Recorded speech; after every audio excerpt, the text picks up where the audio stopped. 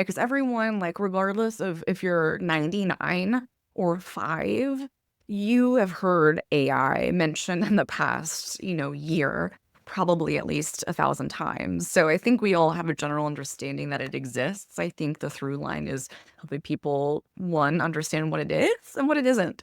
That's beautiful. Ashley Coffey, CEO of Coffey and Consult, podcast host of the Coffey and Code podcast. Welcome to the Glow Up. Thank you for joining me today. I'm so glad to chat with you. I'm so glad to be here.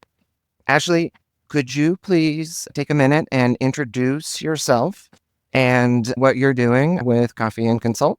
Absolutely. Okay, so hello everyone. My name is Ashley Coffey, and I am the CEO of Coffey and Consult. We are a technology consulting firm based in Oklahoma, but working worldwide. And we help small to medium-sized businesses really leverage their technology for efficiency and profitability. They can spend less time being overwhelmed and more time being empowered so they can focus on that zone of genius or whatever brings them joy in their business. And I started this in August of 2023 because I saw a need here in the Oklahoma market. We are smack dab in the middle of the US, which means we're smack dab in the middle of the East and West Coast. And as someone who has been involved in the emerging tech world since 2018, I see where we are lacking in terms of bringing innovation and new types of technologies to business owners here in Oklahoma, so they don't necessarily have to go to the East or West Coast to get that knowledge. So bringing access to business owners here in Oklahoma is really why I decided to start Coffey and Consult here. And I also am the podcast host of Coffey and Code. So that's spelled Coffey, if you're wondering. And I started that podcast in 2020 because I got laid off from my job and I really wanted to do something and keep myself going. And I loved having conversations with really cool people that were interesting, innovative, and I just really wanted to do those conversations with a broader audience. So I've been doing that for 5 years. Listeners across 21 countries, 35 five-star reviews. So you can find us wherever you get your podcasts. And I've had you on the show, Nathan. So I encourage listeners to go listen to your episode. And that podcast is created for everyone. It's meant to make technology accessible to anyone out there, regardless of what your background knowledge is. Because at the end of the day, Coffey and Consult, Coffey and Code, and myself, I exist to bridge the gap between technology and people. Thank you for that. I love this space that you found for yourself or that you're working in, helping to distill and teach and coach people through some of the biggest global trends, technology developments and others, but doing it in a really locally focused way, identifying that pain point of like, wow, you literally have to go hire an agency on the coast, potentially build relationships outside of where your industries are known, where your peer, like there's some very interesting things about like serving the local community just as a founder in general, but identifying that pain point of really needing to leave home base to get help and to be current. So why not just bring it right to the people? I love it. Right. Well, why not? And I like to call it the Silicon Prairie. We're working on it. And it's kind of wild to see how quickly things have changed over time. And as you know, it will continue to change.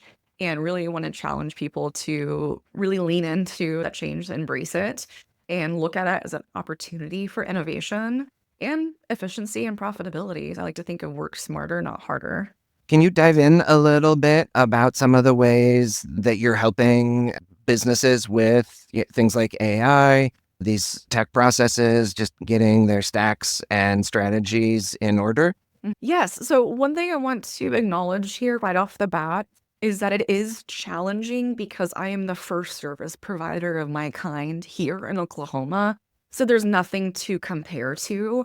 And I started my business without a book of clients like most people do. I started from scratch. So really spending time working on my service offerings and the value that those bring was instrumental in me being able to articulate what it is I'm trying to do to help businesses. That right there was a whole journey in itself that took about a year. And I'm almost 2 years into this now. So I wanted to acknowledge that right off the bat so that people don't think this is a walk in the park, because it's not. Just because AI is making things easier, it doesn't necessarily mean that we're not doing more. We're doing more, but we're having a higher output here. And I think at the end of the day, the human connection, the human touch will be at a premium. So I'm really trying to toe the line very carefully, very thoughtfully with the services that I provide to businesses here in Oklahoma.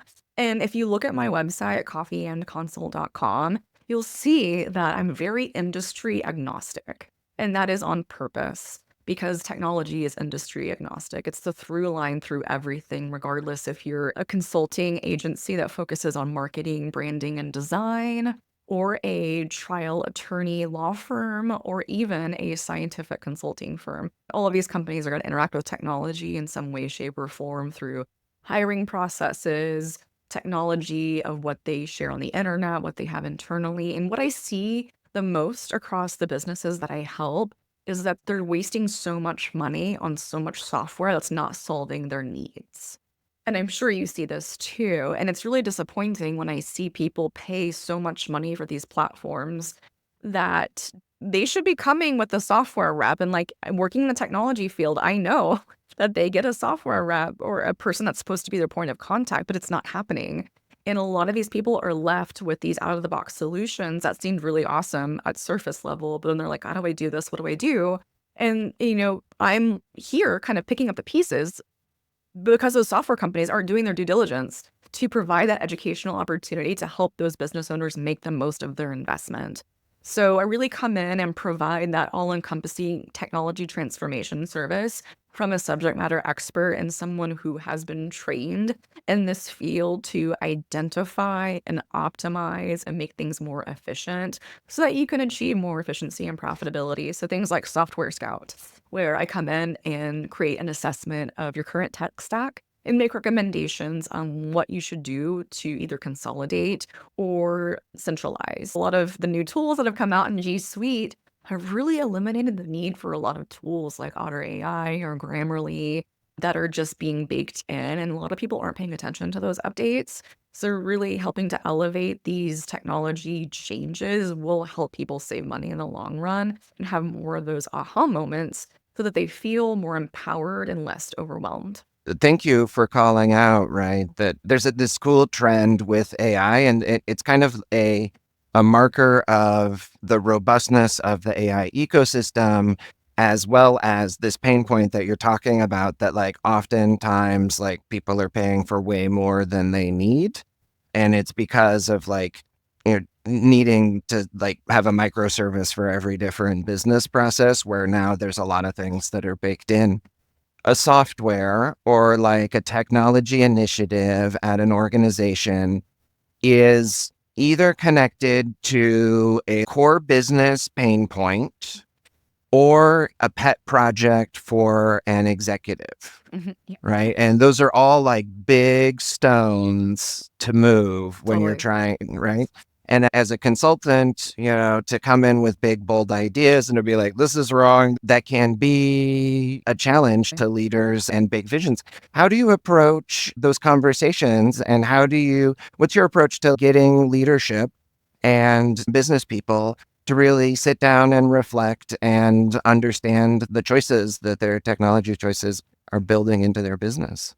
That's a really good question, and stakeholder buy-in is so important.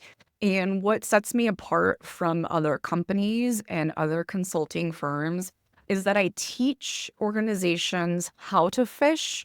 I don't give them the fish. And the fish is software and platforms, because a lot of the times people ask me, and this comes from my days working at Apple too, what's the best machine? What's the best software? What's the best tool? And I challenge people to change that thinking of what are we trying to accomplish first? What is the best tool for what we need to do? So, really taking a step back and helping organizations answer those questions first can lead them to a lot of deeper insights and success in the long run. Because if you don't know what you're measuring or why you're measuring it, then what the heck are we doing here?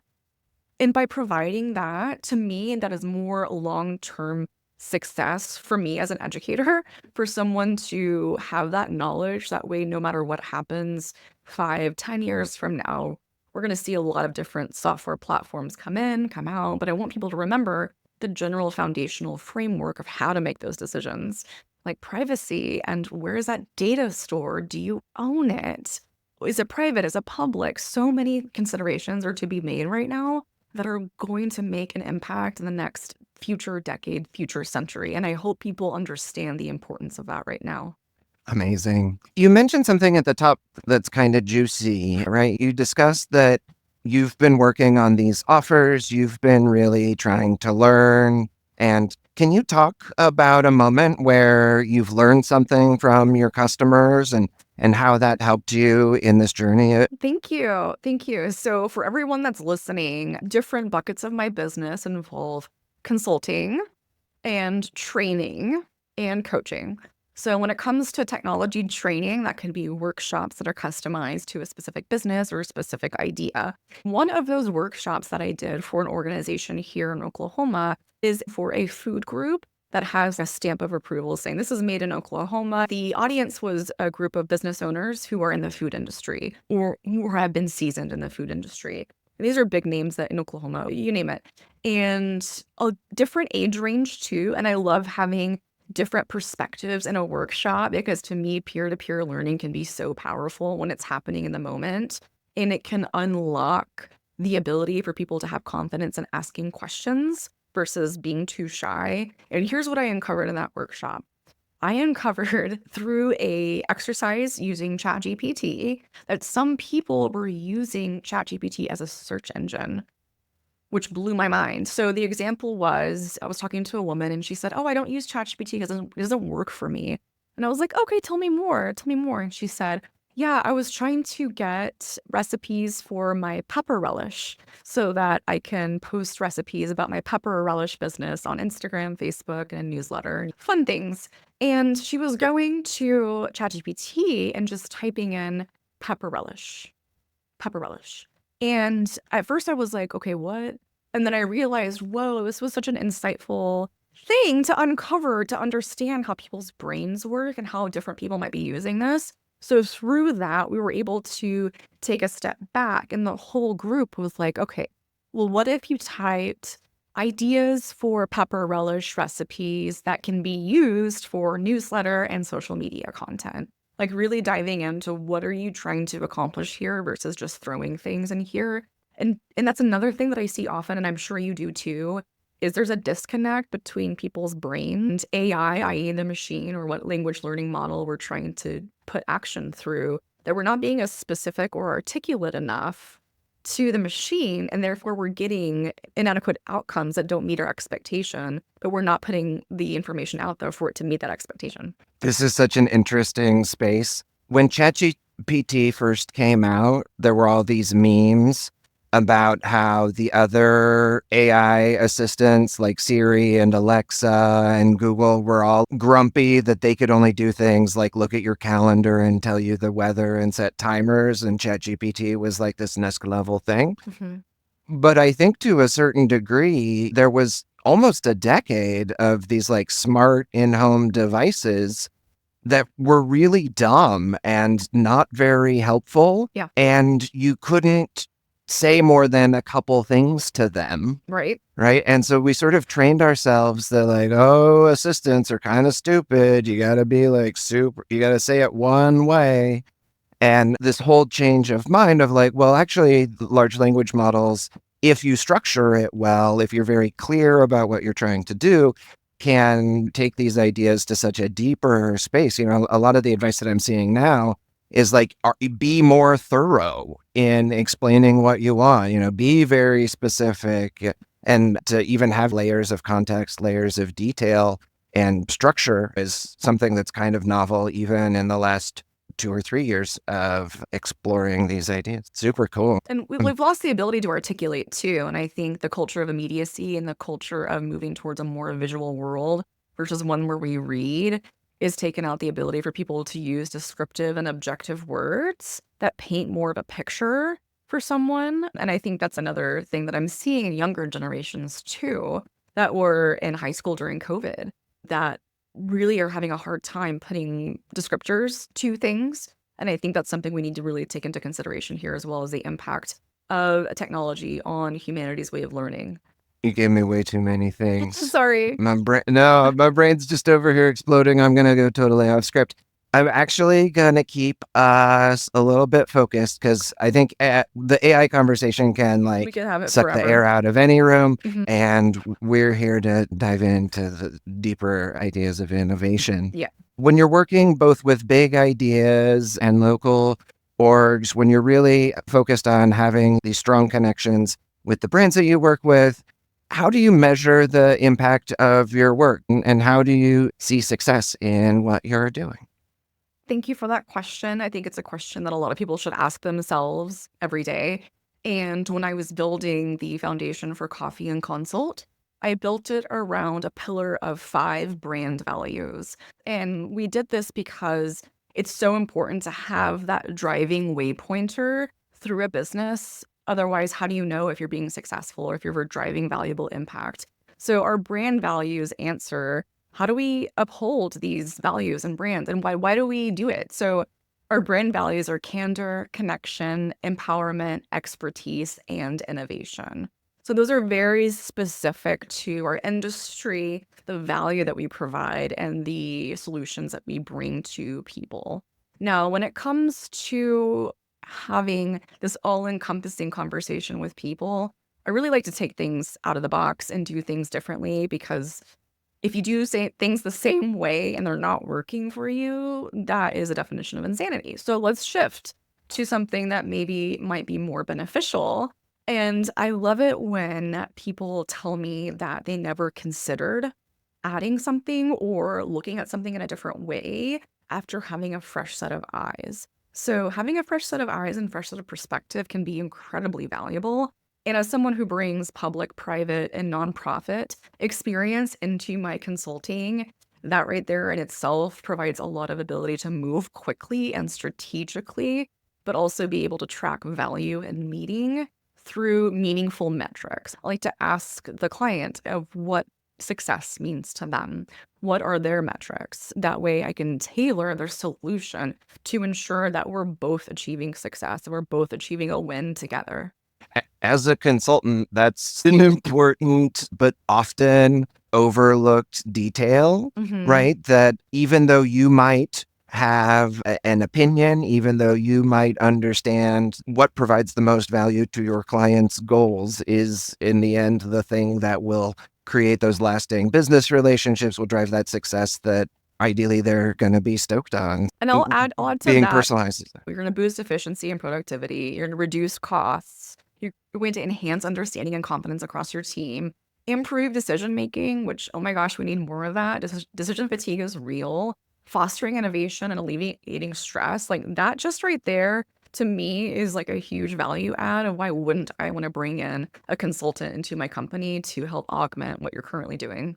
I like how the values that you discussed in those pillars line up so nicely with the ways that you're helping businesses understand what's going on. Hmm. Because it's a lot about being open, reflecting on what's now, listening to all of your internal experts. If you can build a culture where you're looking at the data, the team can talk with candor about what's going on. You're focused on goals and efficiency rather than tasks and tools.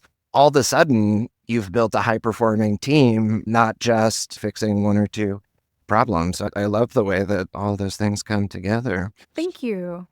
So, Ashley, as somebody who's looking to build more efficient businesses and to help founders live in that unique voice, that unique space that they have, what's the glow up that you're looking to make in the next 6 months or so?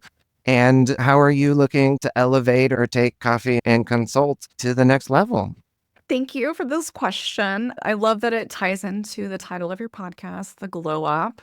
And also, it's good to reflect on what does the glow up mean to you, right? And honestly, as a business owner and entrepreneur and innovator, scaling is hard. And it's something that I've thought about a lot. And ultimately, my vision for the company was to like start small and be able to hire on 1099 contractors and build that so I can tap into the network of amazing people that I've met throughout the years that have these very specific skill sets that are being laid off from their companies that don't value that, unfortunately. So, like, providing that space for them to make a living wage and actually use their expertise in an innovative way, and it's a hard to do that. I mean, I tried to onboard a virtual admin and it just didn't work out, and that's okay. And those were factors outside of my control. I don't consider that a waste because now I have great documentation of what I'm looking for and I can just use that for the next thing. So there's always going to be some kind of challenge or obstacle. So really, what is a glow up for me? It is focusing on my mental health as being a business owner and making sure that I'm taking time for myself so that I can show up as the best version of myself. Not only me, but my husband, the people around me, my friends, my professional colleagues, and my clients. What I have found myself doing in the first year or so of business is deprioritizing myself so I can prioritize my clients. I thought that that's just what you do when you're a hard worker. That's just what you do when you run a business. And I realized very quickly that's not the case. So I've been shifting that a little bit to prioritize but differently so that I'm showing up for my clients in the best possible way and showing up for myself too. I see direct benefits from that, just, tracking my sleep, tracking how often I work out or spend time outside. Now that we're getting out of winter, thank goodness, seasonal depression is real. The glow up of Coffey and Consult is I have a 3-year roadmap of goals that I work with my business coach. And each time that we meet, we go over those goals to see, am I on track? What do I need to lean into? And I'm on track for my 1-year goals. And so many times do I sit down with the anxiety of thinking, I'm so far behind. And finally, I'm like, oh my God, I'm actually not. So I encourage everyone to work with a business coach, or if you can't, utilize ChatGPT to be your business coach. It's really important. But serving more clients, expanding the industry, being able to get out of Oklahoma and serve clients in like Colorado, Texas, Arkansas, and that Texarkoma region is ideal. And really seeing where XR is going excites me because Oklahoma is finally starting to pay attention to it again, even though it was here in 2018, it just wasn't being paid attention to. But the CHIPS and Science Act and the state initiatives are providing funding for virtual reality to be reintegrated into educational institutions. So that excites me, and I want to bring that to some of my clients and that are looking for innovative ways to activate or provide solutions to their customers. That's the glow up. Hopefully we get there. Oh It's a my journey. goodness. So I love that the glow up that you shared is a combination of scaling your business, building into new markets, and prioritizing your balance and focus as an entrepreneur.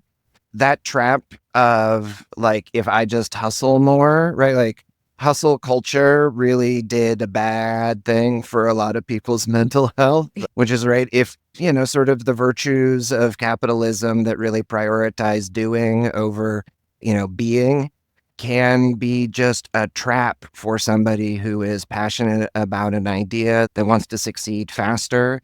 I talk a lot with people that I coach and, that I advise that, like, especially if you're in marketing, if you're in strategy, if you're in a creative field, a business founder needs to be somebody who can respond with a clear head. They need to be able to be decisive. They need to be able to be present, absorb things, move on.